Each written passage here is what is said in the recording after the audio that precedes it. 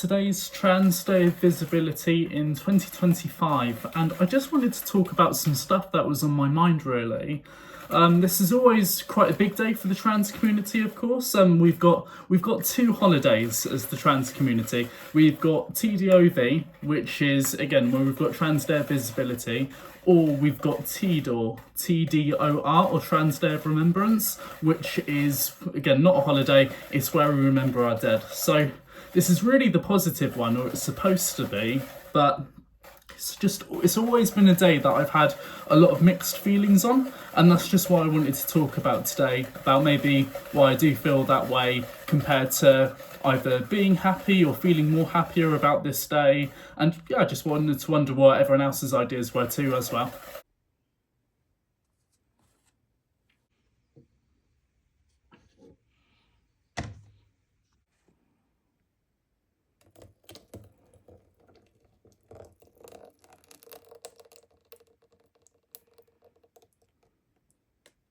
So, of course, with this day, through again visibility, there's a lot of perspectives that you can think about it really. So, of course, there's trans people in the past that you can talk about how some of the stuff that we've done, we've changed the world. So there's Lynn Conway, which is one really good example of that. She was in the 60s and 70s. She was a computer scientist who worked a lot on microchips, and without Lynn Conway, again a transgender woman, they're an innovator in this field, you wouldn't be able to watch this video today. She, with the work she'd done, she essentially allowed microchip storage to be increased sevenfold, really, by what was the standard at the time there. So if you imagine a computer was, take up an entire room, and now you have technology better than the Apollo space missions in the pocket of your jeans or whatever. So yeah, that's one very important trans person. And you can always talk about our elders who have fought for us in the past. So you could talk about Marsha P. Johnson and Silva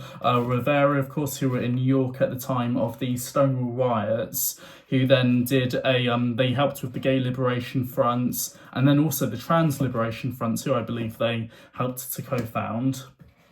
And then from that too, they also did some other grassroots organisations like STAR, for example. So there's a lot of good people that you can talk about there. And I believe in a lot of major cities, there is visibility in the literal sense as well there, where people will make a big attempt with doing outings, making sure that there's a transgender flag in a public building, which is something which probably stopped in America, but does happen in some European countries still and some small towns. So that's something to look forward to. But as a trans person in this climate right now, I'm trying to be visible, trying to be happy about visibility. It's just something that I am struggling to muster up right now, because there's just so much bad stuff going on right now, of course. It was only 2 years ago that Brianna Ghey was killed as well. So she was I'm trying to remember how old she was. She was a trans teenager who got brutally murdered in a park by two classmates that she thought were her friends. That was only 2 years ago. It was only a year ago that we were having repeated vigils for her, and of course the year before as well. It was only this month, earlier in March, that I think it was on Thursday actually, the 27th, that there was an ITV in the UK documentary released following Brianna Ghey and her family as well there, and just how it's been since her murder 2 years ago. So that's something that's still fresh in a lot of people's minds, and I think that's been something that's made it quite hard, especially in the past couple of years, to be happy about visibility there or do too much for Trans Visibility Day.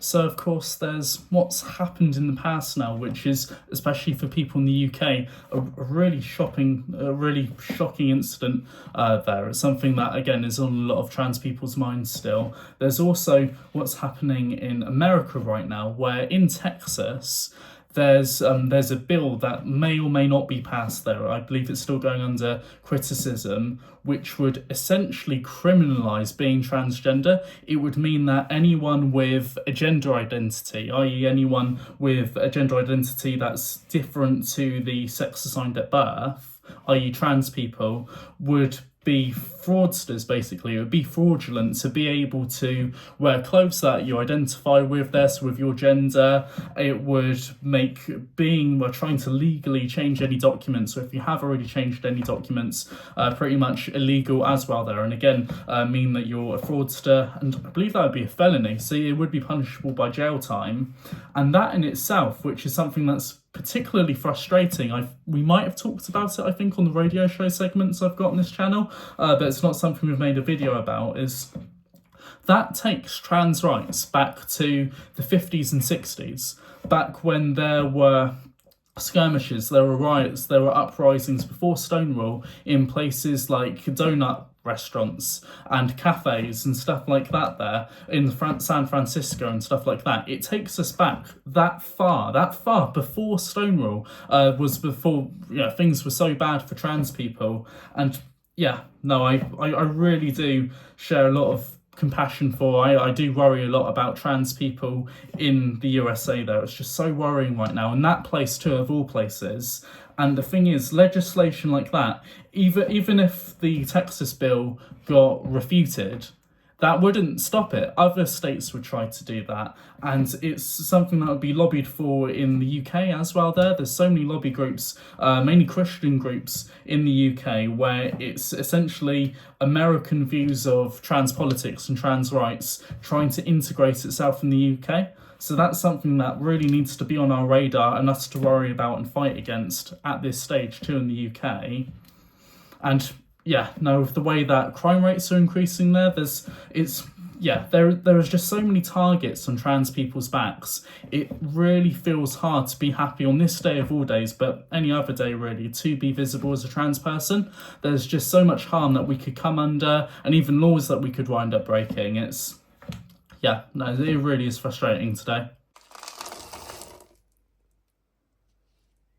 And whilst that's on the legislation stuff there, the government side of things, and why it's becoming more and more scary to be visible as a trans person, what is also the case is that there's a lot of people, or a lot of maybe organisations, or especially people in power, that even if they don't have the law completely on their side, or their side at all right now, they'll still act in a prejudiced way against trans people. So in October 2024, last year, in the UK, we've got a holiday group called Butlins who had to come out and apologise because what happened inside one of their grounds there, one of their venues, is that there were about 5 transgender women in the toilets together there, in the restroom, just using it as intentioned there, as appropriate, in public. When a security guard then entered, a male security guard then entered the bathrooms, said that they're not allowed to be there. The trans woman, of course, said, "Here we are, what are you going to do about it? It's just one of you." And the security guard left, and then came back with, I believe it was approximately 10 other security guards. And what then happened, a very serious incident, pretty much an all-out fight there. There was one trans woman that was pinned against a wall. Another trans woman allegedly was dragged down a flight of stairs as well. It really was a disgusting thing that did happen. Butlins did have to publicly apologise. I think they said it was a third-party security group there, which is something that really any gigs or venues use in the UK. It's something a lot of private organisations as well use there. So third-party security guards who maybe aren't trained on the inclusivity side of things, even in pride events again, and do have a tendency to get things wrong when they're the wrong group there. They can be a bit heavy-handed, and like with bouncers and other nightclub venues, stuff like that, they have a position of authority, a position of power, and the law may not be on your side in the UK right now with the Equality Act and transgender people. Whilst I think the Conservatives actually were trying to challenge whether gender reassignment was actually a protected characteristic or not, people will still act in positions of authority and power in ways that suit their own needs there and their own biases. And whilst there's every challenge that we've got against the trans community right now, and again, whilst it may feel very scary, of course, when we've got, as we said, security guards taking the law into their own hands, where you have the government trying to change the law to work against us, and of course bring things back to the way they were before we first fought for our rights, really, again, with the riots and the uprisings in America.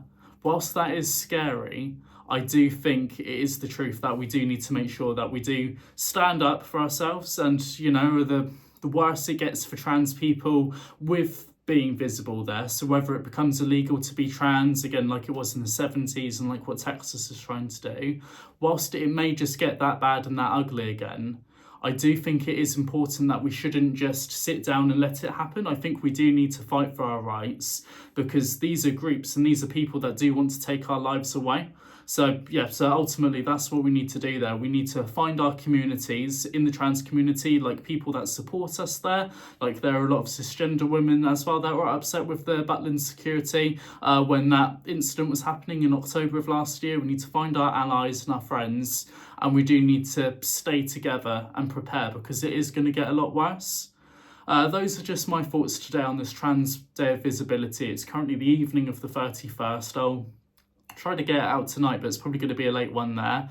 Thanks for bearing with me whilst I made some more brownies for myself and my roommate. And yeah, do let me know in the comments too how you feel about Trans Day of Visibility this year. In the description for this video, I'm also going to link an article that I've written with InCommon about this, and it will just go into some of those thoughts in a bit more detail too, for anyone that would like to know a little bit more about what I have to say about this. So thank you for everyone's time this evening, and I hope you've enjoyed as well as you can Trans Day of Visibility 2025.